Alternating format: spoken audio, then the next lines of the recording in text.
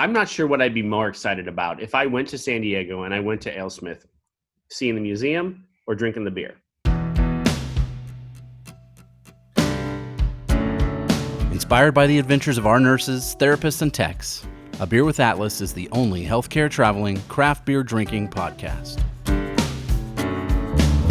Each week, we'll open a few beers, talk about the brewery and the style of beer, and then dive into some research curated specifically for each episode. In the end, we hope each one sounds like a conversation you'd have with your friends while enjoying a few cold ones.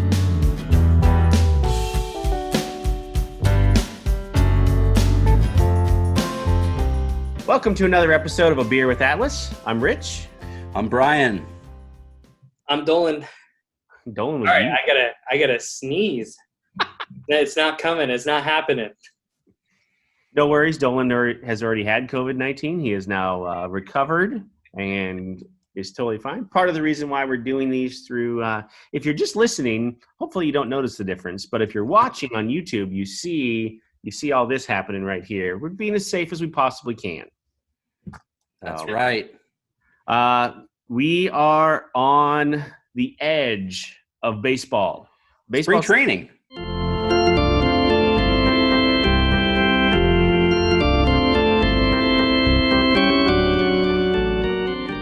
So excited. So in order to celebrate, from the same friends that brought us the beers not too long ago, the Stone Cold Steve Austin beer, same friends down in Texas got me this, and I've been waiting for this for a long time. Someday I'm going to go to this brewery. Our friend Steve Seitner has been there before. That sounds about right. Yeah, it sounds like his kind of gig.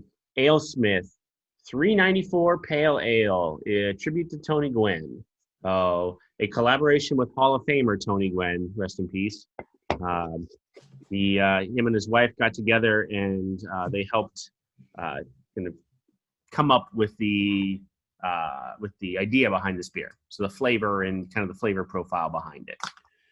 Yeah, how would you like to be the couple of guys from the brewery that go to Tony's house with beers and be like, okay, drink these and tell us what you think? Yeah. Yes.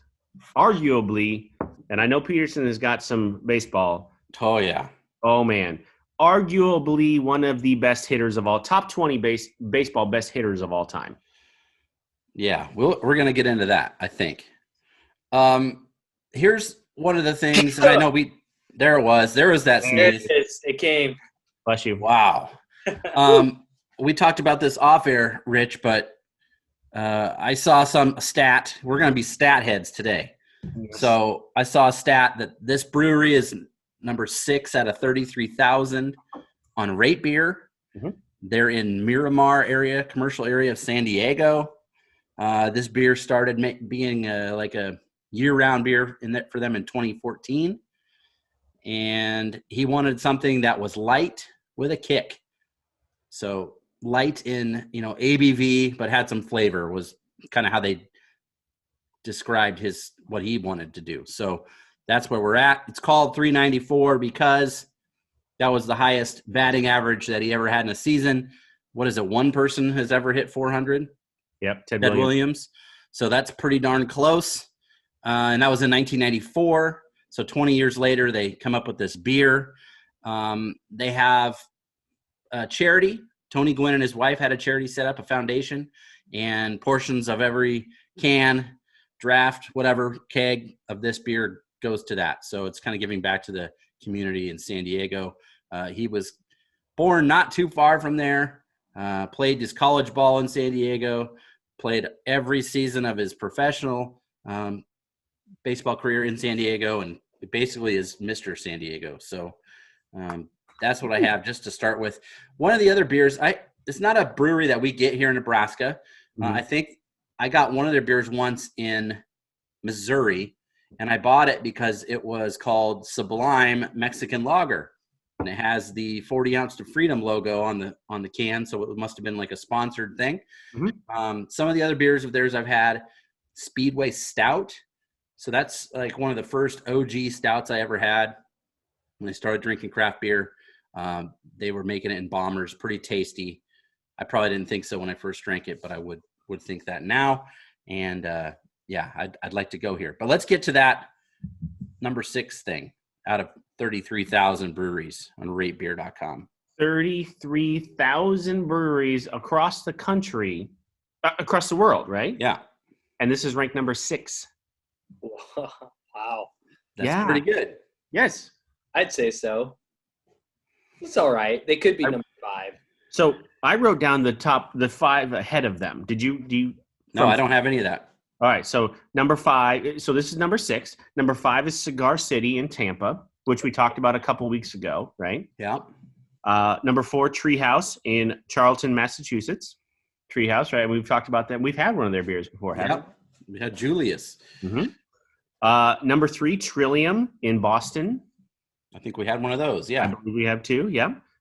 Number 2, Aaron Daly is helping with this. Aaron Biddle in St. Louis is going to get us one of these. Side Project Brewing out of Maplewood, Missouri. So he's going to get us a side project beer. And then number 1, Hill Farmstead in Greensboro, Vermont. Yep. Hill Farms, like they make like Saison farmhouse beers. They had them on tap at Casual Pint one time when I was there. Okay. So I've had one of their beers before.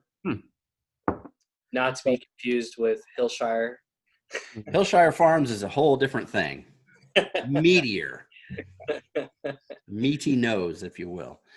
Let's just get the stats out of the way. Let's do it. Let's do that, and then we'll wake up Dolan when we're done. I just wrote down just the most impressive things because there's a lot to be impressed by with baseball stuff. And then I have a couple of his stats that I'm just like, holy cow, blown away. And then I wrote down some comparables so we can put those into perspective for folks that don't pay attention like we do. So 5 times in his career out of like, I think 19 years he played, 5 times he hit 200 hits in a season or more. So that's pretty great. Yep. His career average was 338. So anything over 300 is like pretty good. A lot of people would love those right now in the era of baseball we're at now. But his career batting average was 338. The highest stolen base season he ever had was in 86, I think. He had 56 stolen bases. So before his knees went to junk and all that stuff, he was a base threat as well, stolen base threat. 14-time All-Star. He had 3,141 hits. So that's one of those stats categories. It's kind of like a automatic Hall of Fame bid. You hit the 3,000 number, you're doing pretty great. The highest number of home runs ever in a season. You want to take a crack? Not many. I don't think he hit very many, right? 17. Yeah. And that was in 1997, which is crazy because that's, he started, I think, in 84, I think was, or 83, somewhere like that. His rookie card was 83. Yeah. So he met with Ted Williams at an All-Star game in Boston. And they became like really good friends and they would talk about hitting. And basically Ted Williams was the guy that told him, hey, you need to pull the ball more. Like he never pulled the ball. He always he'd always go the other way or up center. He never pulled, never, ever, ever. And Ted Williams was like, you need to start pulling the ball. And then the first like real full season that he had after that was the season he hit 17 home runs. So had a little bit more power towards the end of his career. Didn't run at all anymore towards the end of his career. Mm-hmm. Here's some of the stats that I just could not believe. For his career, he played, let's see, I think I wrote it down, 2,440 games. He struck out 434 times in his career. Okay, so that still seems like kind of a big number, 434. I picked the worst strikeout guy we have right now, Chris Davis. Oh, gosh. Yeah. In 12 years career, he has struck out 1,852 times. Yeah. So Tony Gwynn played for basically 7 more years or 6 more years and had 430 strikeouts. He had 790 walks, which isn't that many either because he hit the ball. He always was hitting the ball and he was always getting on base. Yep. 5 Gold Gloves. People don't really remember that he had he was pretty good in the outfield, played, I think, right field. Mm-hmm. led the league in assists one year, had a 19 assists, which is when you throw somebody out at a plate or a bag. 7-time Silver Slugger winner. So that means he was the best hitter at his position. Played and coached in San Diego. Something that I kind of learned about him. I knew this on the periphery of him, but he was a really good basketball player too. So the last 2 years when he was in high school, he played basketball and he played baseball. His baseball team was 3-25-2 for the last 2 years he was there. And his basketball team was 53-6. So he started getting like scholarship offers and stuff all around for basketball. That was his sport. That's where he got offered. He got offered to like TCU, a bunch of schools in Texas because they had baseball. He wanted to play both. But everybody wanted him to play basketball. Mm-hmm. I think there was a school in California, maybe it was Cal State Fullerton. I think it was old Texas coach Augie Garrido was the coach there. Yes. And he said, yeah, you can play for me, but you gotta play basketball 2 years before you can come play for me and prove it, because they thought that was his main thing. He was a point guard. So he still is to this day the only player in WAC conference history to be all conference in 2 different sports. So he decided to go to San Diego State. It was close to his home. He was from Southern California. And that was a place where they were like, yeah, play baseball, play basketball. Come on, do what you want. And he was all conference in basketball. He led the conference in assists. I think 2 years that he played. He played only basketball for 2 seasons. And some of the other stuff after his playing career was over, kind of just to show how important he was to the area. In 1997, the San Diego Padres owner gave San Diego State University a bunch of money to redo their baseball stadium, and they named it Tony Gwynn Stadium. In 2007, he was into the Hall of Fame, which I think was his obvious. I think it was the first ballot from what I remember. He was, yeah. Probably pretty high up there. In the same year, he got a statue at Petco Park. So if you go out there in San Diego, there's a Tony Gwynn Plaza in the outfield, and in there's a statue of him. They called him, his nickname in the early 80s was Captain Video, because he was the first player that they know of that would like tape pitchers and scout them. So he would watch games all the time to pick up, where the ball is releasing out of their hand, or did he have any tells with his pitches, that sort of stuff. And nowadays, after every at-bat, guys are going into the dugout and watching video of the bat they just took, to get pointers for the next time.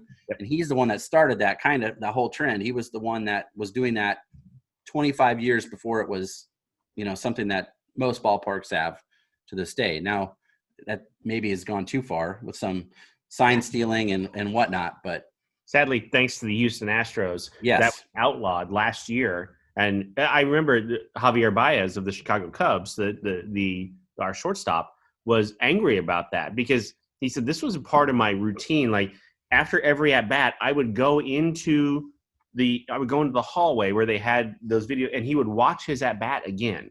Yeah, and learn from it. He's like, we're not cheating. Like that wasn't what the Astros were doing it for different reasons. He goes, what I'm doing isn't cheating; it's learning. Yeah. And they took that all away. Because of the Astros, they took that all away. I think that maybe almost hurts baseball a little bit. I have a feeling it'll come back eventually. Yeah, sure. He was a coach for San Diego State for 12 seasons, the head coach. His last year that he was playing for the Padres, the head coach announced that he was going to retire at the end of the season. And Tony Gwynn was like, hey, I would love to do that. I will come this season and I will work for free. I will intern basically and show you that I can do it. And they said, okay, sure. So that's what he did.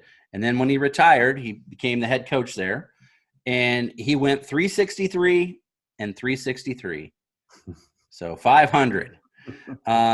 He coached only 2 players that went on to have like pretty good careers in the big leagues. Justin, I think it was Masterson was one pitcher. Tampa Bay, I think, was for a while. And then this guy, Steven Strasburg, who was the number 1, pick or whatever. And everybody thought that was kind of funny because he was, a power pitcher.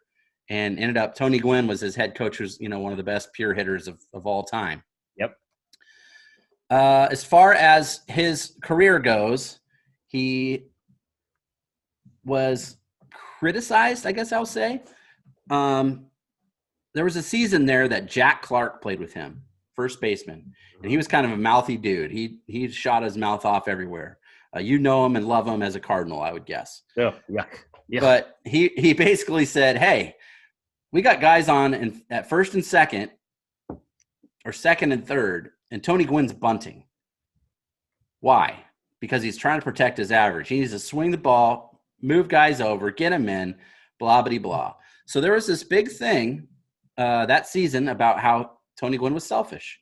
And that ended up being his lowest batting average for a full season ever. It really bothered him. He hit like 308. And he was kind of that guy. The other thing about Tony Gwynn, I think that's interesting. We see it a lot with football players. They keep eating like they're playing, but they're not anymore. Or a lot of times you'll see linemen just like lose 200 pounds, right? When they're done. Well, Tony Gwynn, very similar to everybody in the world, and especially me, up and down and up and down and up and down. He did like gastric bypass surgery. He's one of the first ones to get that sort of thing as a public figure. And then I think it was like 2 years later, he put it all back on. And then he got sick and he had like pneumonia real bad and he lost like 120 pounds. And then he went back up again. Like he just was on that yo-yo thing, like a lot of people are. And that was probably one of the things that endeared me to him.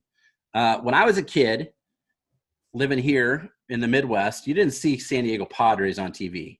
Maybe if they played the Cubs and you were watching WGN, but that's the only time you ever got to see him, right? So the only thing I knew about him was from baseball cards. So I'd collect baseball cards and I would see him. The Padres was kind of the first team I got something from baseball-wise that wasn't the Royals. So I got a Padres t-shirt in 1988.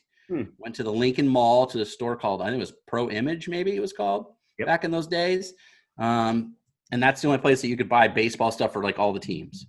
I got a white Padres t-shirt, and boy, did I love it. And I taught myself in like 8th grade to switch hit. And his batting stance was kind of the one I used for when I was batting left-handed. He was very, very crouched. Yes, crouched, low, kind of his butt kind of stuck out a little bit, which when you look at it, you're kind of like, yeah, no wonder you didn't have any power. It was all in his wrists and arms. But and then towards the end of his career, which is kind of weird, usually your power stuff is in your legs, but his legs were totally gone. He had a bunch of knee surgeries.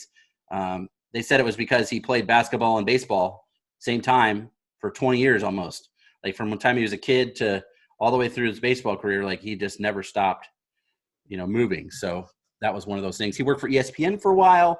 I always liked to see him. He always seemed really smart, baseball insider, had a very distinctive voice. Like if you heard it, you knew it was Tony Gwynn. I'm proud as heck to be a San Diego Padre. I played for one team. I played in one town. I told the people of San Diego when I left to come to Cooperstown, they were going to be standing up here with me. So this is a tremendous honor to be here today. So thank you, everyone. Thank you very much. I really appreciate it. Thank you. And then he died a few years ago from cancer, from chewing. So when he knew that's what it was and where it came from, he was like a super big proponent of getting rid of chew in baseball and just not doing dip tobacco at all. Like that was a big thing that he did. And he has a son. I don't know if he still plays in the major leagues, but he was as of like fairly recently. Tony Gwynn Jr. Played for a few different teams. I think the Dodgers was his main one that he was with, but obviously not as good as his dad, but a namesake to keep out there. So kind of fun. Actually, we saw Tony Gwynn Jr. here come through with, I want to say it was with the Oklahoma City Dodgers not too long ago, and played the Omaha Storm Chasers. And that was a treat because he's one of those guys. So Tim Raines' kid played for a while too. He's one of those guys that looks exactly like his dad. You could squint and think, okay, I'm watching Tony Gwynn or I'm watching Tim Raines. Sure. Like it looked the same. Well, I mean, he couldn't hit the same, but If he could be playing Major League ball. He wouldn't be in Omaha. Yeah. Yeah, true. Yeah. He has not played since 2000. Well, that's not right. I wouldn't say 2014. That's not right. But yeah, he hasn't played for a while. Tony Gwynn. The other thing I didn't say, but I know this kind of off the top of my head. At Petco Park, the address is 19 Tony Gwynn Way or Drive, something like that. So when they named the street that the stadium's on after you, that's kind of like in Kansas City. There's the George Brett Bridge to get to Kauffman Stadium. You have to drive over that if you're getting off the interstate. So, my baseball stats. Here's my memory of Tony Gwynn. I remember his baseball cards. I remember his rookie card. I remember he broke my heart in 1984. Yeah. So, Padres Cubs NLCS Game 5. Man, and this. I mean, everything else aside, right? Ball going through Leon Durham's legs and everything else, whatever. Arguably my second favorite Cubs team of all time, next to the 2016 team. Well, right? obviously, yeah. Right? Ryan Sandberg and Jody Davis and Gary Matthews and Leon Durham. And, I mean, that was a great team. Ronce at third base. Was that pre-Andre Dawson? Pre-Andre Dawson, okay. Yeah. He hit the go-ahead single over Ryan Sandberg's head, which it was a weird kind of chopper over. And Sandberg has, I mean, arguably, you can make an argument that he didn't have good range at second base, but at the same time, Ryan Sandberg has one of the best fielding percentages for a second baseman of all time. Yeah. Like in the Hall of Fame, like his fielding percentage at second base is like .994. Like, it's ridiculous. Yeah. Now, you and I have a mutual coworker who would have argued, Joel Tremblay, who argued that Sandberg had that fielding percentage because he had zero range. Joel doesn't know what he's talking about. This was a chopper over Sandberg's head that maybe he didn't play correctly, that scored a winning run, that off of Rick Sutcliffe, that we would have gone on to the World Series that year if not for that. Was that the year that Sandberg won the MVP? Yes. So Tony Gwynn ended up third that season in the MVP, and that was the highest he ever got. One of the reasons is because he didn't have any RBIs. He never had any power. I think the most RBIs he ever had in a season was 79. He scored a lot of runs, but he's always like the number 2 guy on the batting order, you know? Here's what I know. I remember this from 1999. So Ted Williams, in one of his last TV appearances, right, at the All-Star game, remember they drove him out in the cart? Oh, yeah, in the cart, yep. Right? Who helped Ted Williams up? Who helped him throw out the first pitch? Yeah, Tony Gwynn. Right? That's ultimate respect right there. That's just the greatest hitter of all time. Yeah. And I would argue Ted Williams is a better pure hitter than Ty Cobb. Yeah. A better pure hitter than Babe Ruth. It was Ted Williams. And it's Tony Gwynn that's helping, that he wanted to help him up. And I mean, everyone has pride, right? And Ted Williams had a lot of pride, especially with his baseball peers. And it was Tony Gwynn that helped him. That says it all for me right there. Yeah. It's like friendship between, 40-year age gap, or maybe even more than that at that point in time, 50 years almost probably at that point. Yeah. Yeah. I mean, he had the book, Art of Hitting, wasn't that Ted Williams' book? I bet Tony Gwynn read that, cover to cover many times. Absolutely. Picked his brain. And that's one of the things that I thought was interesting in my research was a lot of times younger people take older people for granted, right? Like there's no lessons to be learned there. And Tony Gwynn listened to the advice that he got from the best and improved his game. And he was already a Hall of Famer, and he got even better. So pretty cool, I think. So I got a little surprise for us. Okay. I went in the closet and I dug this out. I have a bunch of unopened baseball card boxes. And this happens to be a 1989 pack of Bowman. Now, already it's a lie because it says 1 stick of bubble gum on here. Okay. But I can tell you that it's broken in half. But I'm going to open this live, and we're going to see if we can get a Tony Gwynn or at least maybe a teammate.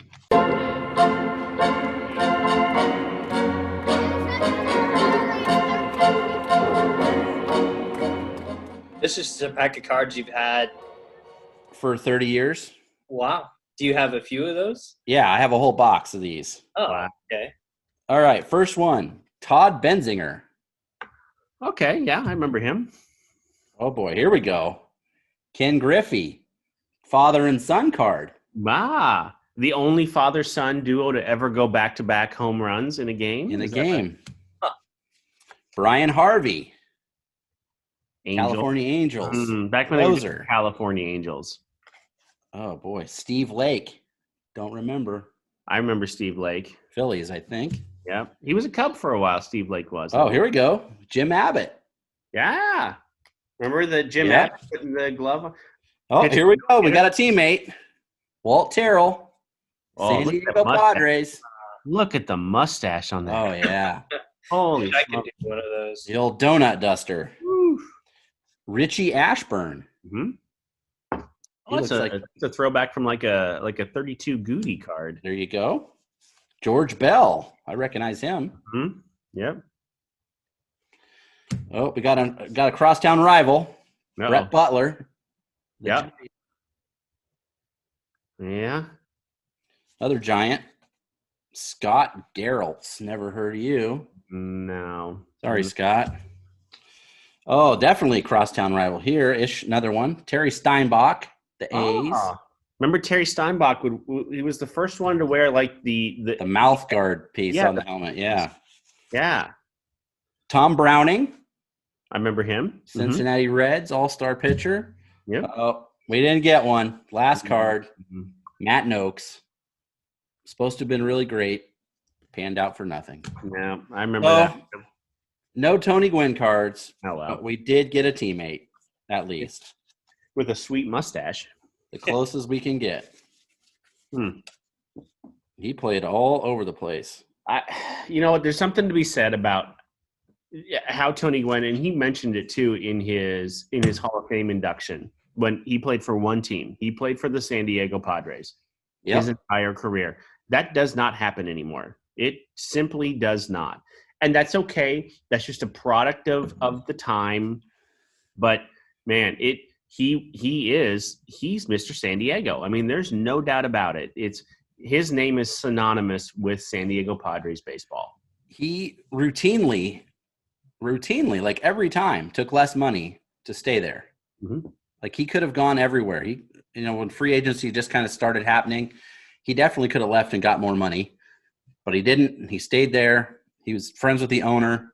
He loved it there and basically lived there the rest of his life. Why not? Why not? We come up from that era where your favorite player was because they stayed on the team forever. Ryan Sandberg. Ryan Sandberg was as much as I loved Greg Maddux, and I really do. I mean, I named my son after him. Ryan Sandberg was my first. He was my first love. I mean, it was my first player that I ever loved. Sure. And he played outside of. I mean, he was a rookie with the Phillies when the Phillies traded him to the Cubs. But then he was a Cub the rest of his life. Yeah. So I luckily had my most favorite player. Was with the Royals for a long time, and that was Alex Gordon. As of last season, played with the Royals forever. He probably could have left. He could have got some more money back in the day. Stayed around and was a hometown kid. And, he's kind of one of very few anymore. If you make it more than 5 or 6 years on a team, that's pretty impressive nowadays. That's not bad. Yeah. And this is super baseball nerd for you, but Alex Gordon is a Jason Hayward type, right? Where Alex Gordon maybe towards the end of his career he didn't have the hitting maybe that he could have. I mean, he was still a decent hitter, but he wasn't the offensive threat. But how many runs did he save because his arm in left field was so ridiculously good? Oh, tons. I mean, what did he get? He's on ended his career last year. He won the Gold Glove. Mm-hmm. He won like the Platinum Glove, I think. Yep. He's won 7 or 8 Gold Gloves. That's 2 more than Tony Gwynn. Right.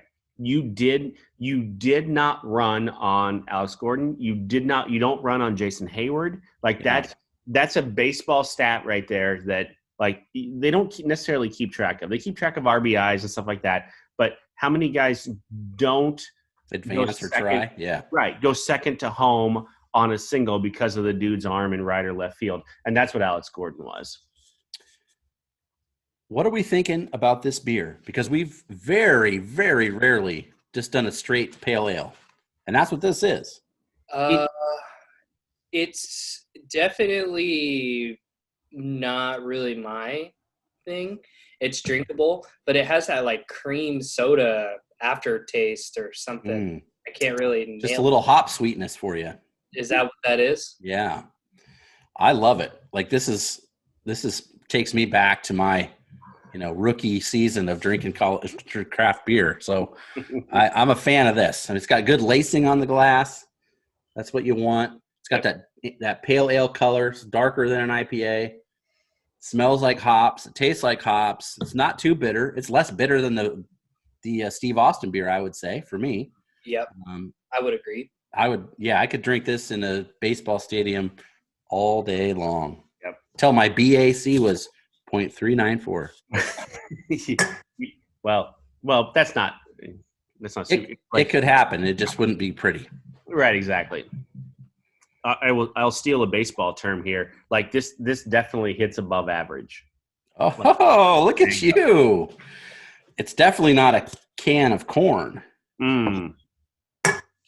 Dolan has no idea what we're talking Dolan, you got any? No? Okay. No. An easy fly ball is called a can of corn. That's right. Don't ask where it came from. Does it hit it out of the park?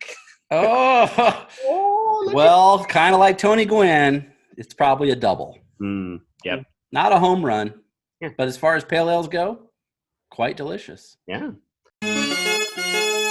So I did a little brewery research on these guys. Okay. Look, you don't get to number 6 out of 33,000 breweries by accident. Yeah. Right. Founded in 1995. They won their first Great American Beer Festival medal in 98. So 3 years later, they win their first medal. They won a silver in the strong ale category. They did a strong golden ale, and they won their first silver. And then since then, they've won 17 more. Oh, that's all? Okay. Yeah, so a handful. They got a couple hanging on the wall. So if they get up to 19, that's Tony Gwynn's number, right? There you go. One more. They need to work on that then. 2002, a guy named Peter Zine, Zien, buys controlling ownership in the brewery. So I could not find who founded it, who started it in the first place. So, but this Peter guy takes over in 2002. 2008, they're awarded the Small Brewing Company and Brewer of the Year award at the Great American Beer Festival. So, I mean, that's pretty legit. Like, that's time right there. 2015, they closed their original location, moved to a 100,000 square foot facility where they currently are housed. This makes them the largest tap room in San Diego. And then there's a lot of tap rooms in San Diego. Yeah, and there's a lot of big breweries in San Diego too. At the same time, they opened the Tony Gwynn Museum. They did? Yeah. Oh, cool. So 2014 is when Tony Gwynn approached AleSmith about making this beer. So then 2015, they opened the Tony Gwynn Museum. And that's on site there?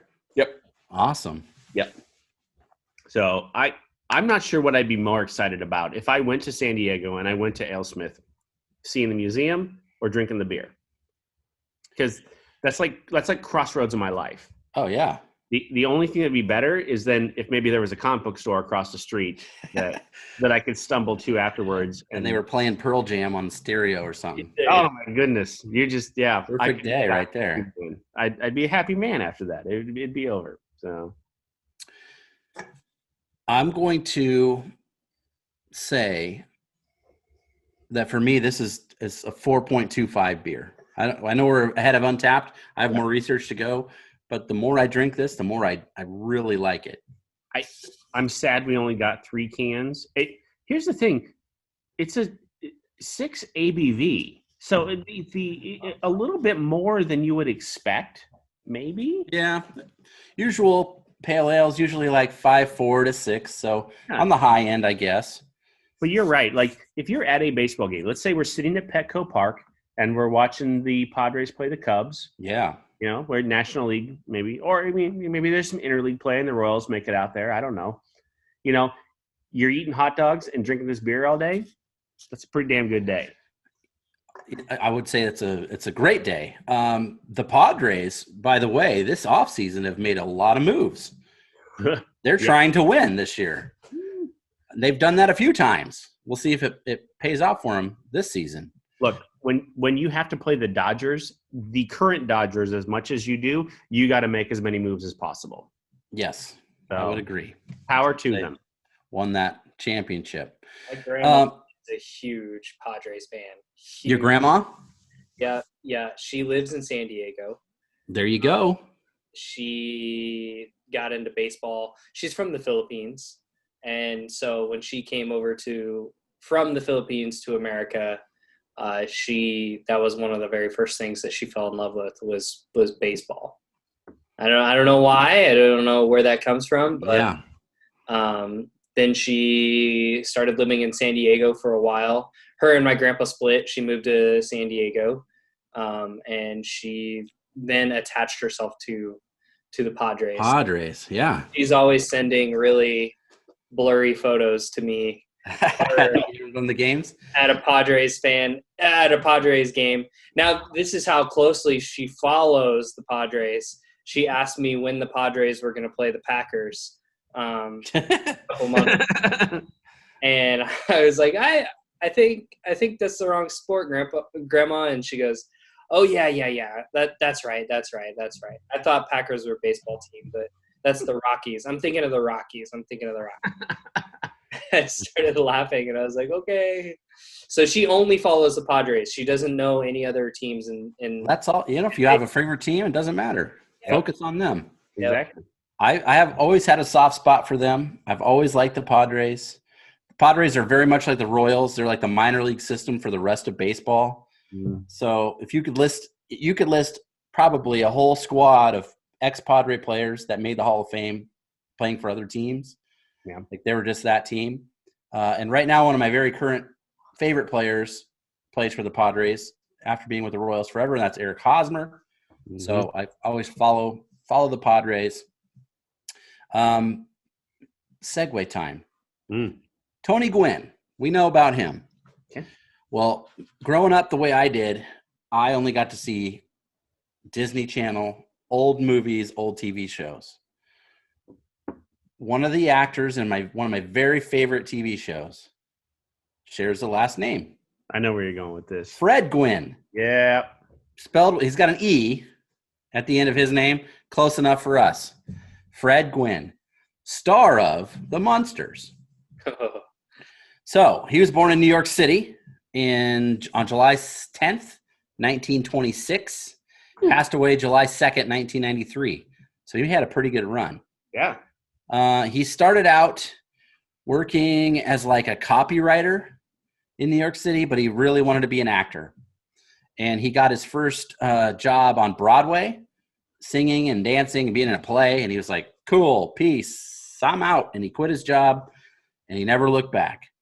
So he was on shows in the 50s, early 60s. One of them was called Car 54, Where Are You?, which I remember watching with my mom and my grandparents. Yeah. He was the star of The Munsters. He was Herman Munster. That they did like 2 seasons of that. But back then, as we talked before, seasons were like 30 episodes, 35. So there's 70 episodes, I think, of The Munsters in 2 years. Then later on, he kept doing stuff. He was acting in a lot of like TV movies, which is something that they used to make quite a bit. They don't do them anymore, but it was just a movie made for TV. It wasn't going to the theater. So he did that. He did Broadway. He sang professionally. He did like illustrations and painting. He became an author. He wrote children's books, and he drew all the illustrations for the books. So he did that too. Then he had kind of a career renaissance late in his life. So early 90s, he's in a movie called Pet Sematary, which if you've seen that, he's got a grisly end. The Gage takes him out in the old Achilles chop. Yeah, not great. And then he's the judge in My Cousin Vinny, which is where maybe a lot of people actually know him from. The two Utes. 2 Utes. What's a Ute? What's a Ute? He was 6'5", Woo. So that's tall. And then he had those elevated shoes on in the Munsters, so he was actually like 7 foot tall on a TV show. He went to Harvard. He was super smart. He was married for 30-something years, and then he got a divorce from his wife. And then he remarried again after that. He was in the Navy in World War II, so he was a Navy vet. The other thing about him I thought was interesting, before he was on TV, his first movie he was ever in was called On the Waterfront. So it's a title people might know, but it was like Marlon Brando when he became a movie star. That was On the Waterfront. And he was in that movie. In the 80s, he was in Secret of My Success. Remember that film? It was like a Michael J. Fox vehicle when he was, coming off of Family Ties and Back to the Future. That was one of his movies.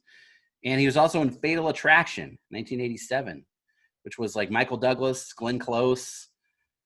They had an affair, broke it off, and she went crazy, put a rabbit in the pot, cooked it. What was he? I don't remember him.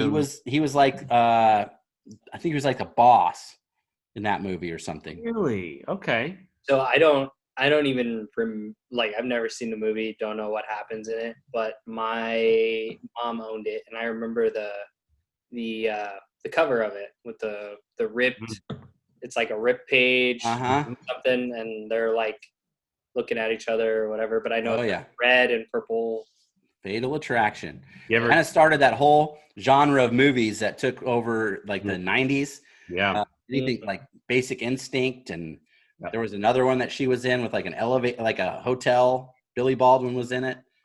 Sliver, I think it was called. Sliver, yes. There was like this whole genre. Madonna had one, Body of Evidence. Yeah. It was like R-rated affair sexy movies that they could show on HBO.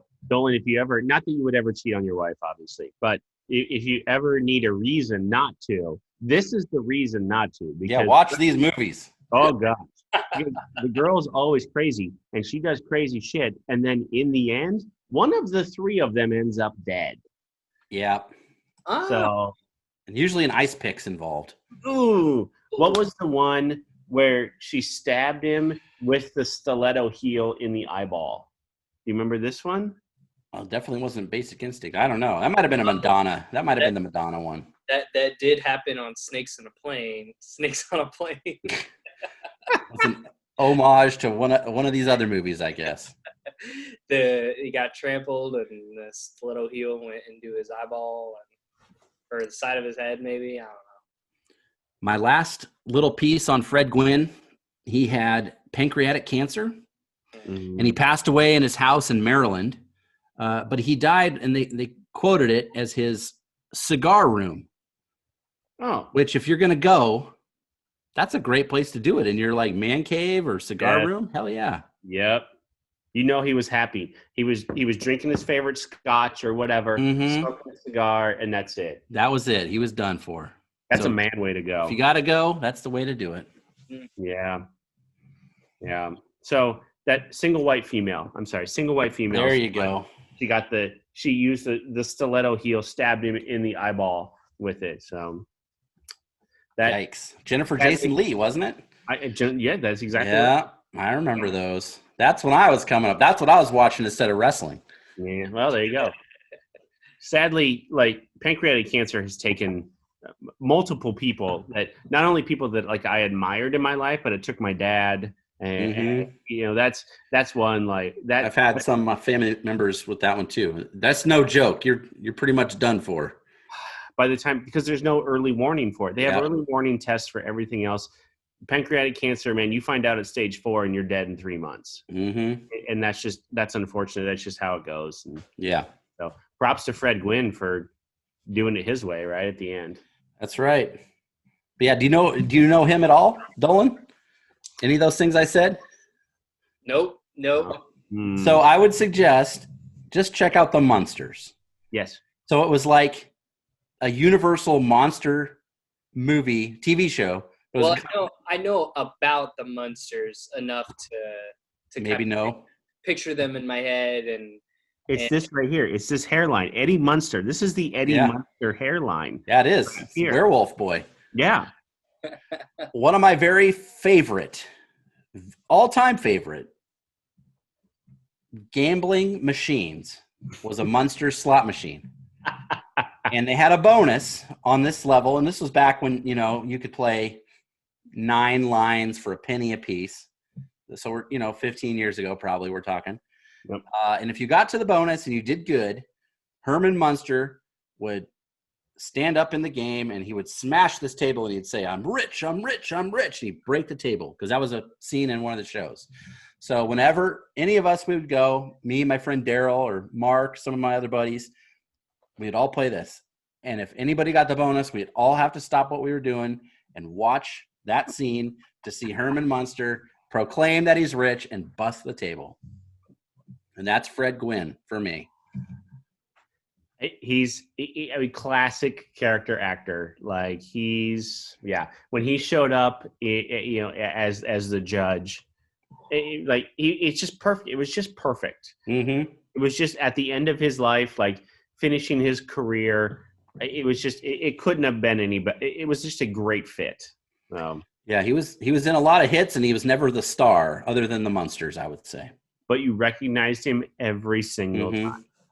Yep. So, yeah. All right. So you referenced Untapped before. Yeah.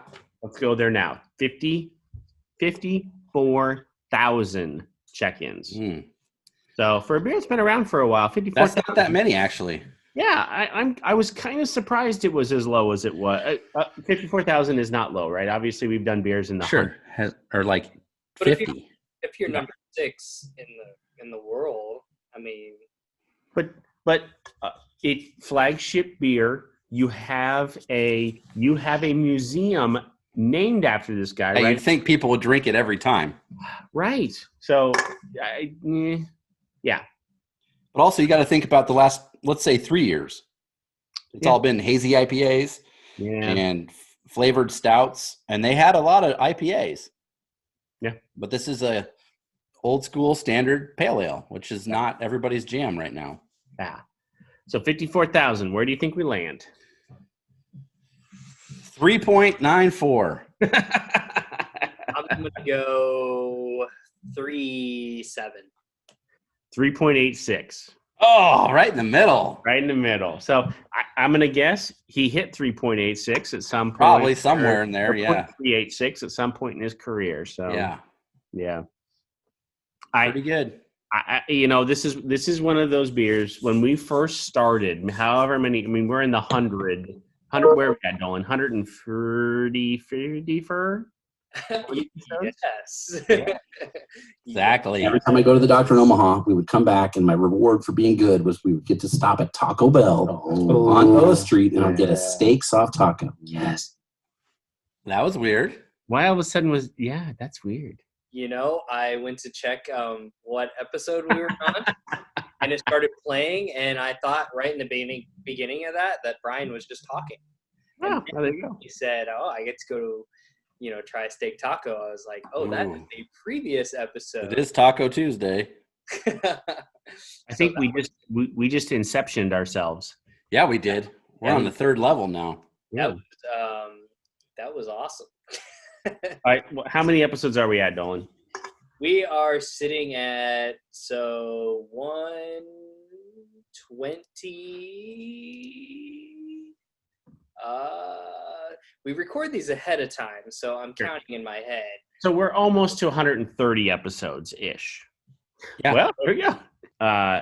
Honestly, this was one in the very, very beginning that I thought, I want to do this beer. Because like I said, our friend Steve Seitner has been to this brewery before, being a baseball fan. I want to do this beer. So we finally got to do it thanks to some of our travelers. I can't thank them enough for sending these beers to us. So it's one of those things where, it's just a pale ale, but it's a really good pale ale. And it ranks right up there. I think it ranks right up there for me. Yeah, I like it too. All right.